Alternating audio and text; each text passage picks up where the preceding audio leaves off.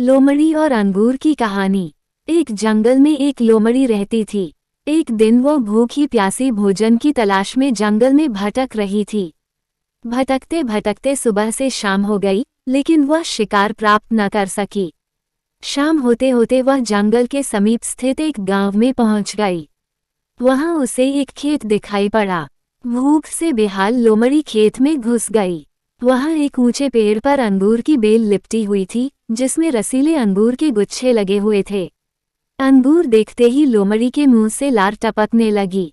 वो उन रस भरे अंगूरों को खाकर तृप्त हो जाना चाहती थी। उसने अंगूर के एक गुच्छे पर अपनी दृष्टि जमाई और जोर से उछली। ऊंची डाली पर लिपटी अंगूर की बेल पर लटका अंगूर का गुच्छा उसकी पहुंच के बाहर था। उसका प्रयास व्यर्थ रहा। उसने सोचा क्यों न एक प्रयास और किया जाए। इस बार वह थोड़ा और जोर लगाकर उछली, लेकिन इस बार भी अंगूर तक पहुंचने में नाकाम रही।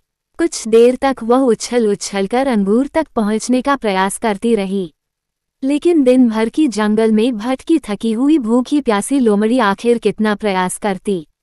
वह थककर पेड़ के नीचे बैठ गई और ललचाई नजरों से अंगूर को देखने लगी।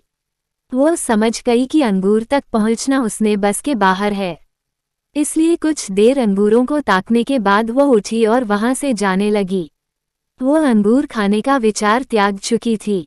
पास ही एक पेड़ पर बैठा बंदर उसे बहुत देर से देख रहा था। उसे जाते हुए देख वह खुद को रोक नहीं पाया और पूछ बैठा, क्या हुआ लोमड़ी बहन? वापस क्यों जा रही हो?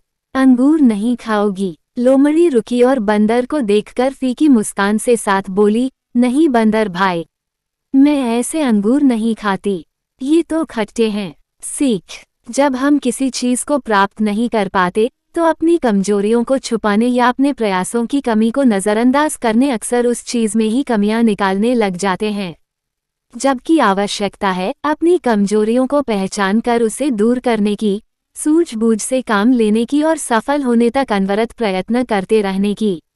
दूसरों पर दोष मढ़ने से जीवन में कुछ हासिल नहीं होता। हासिल होता है कड़े परिश्रम और प्रयासों से।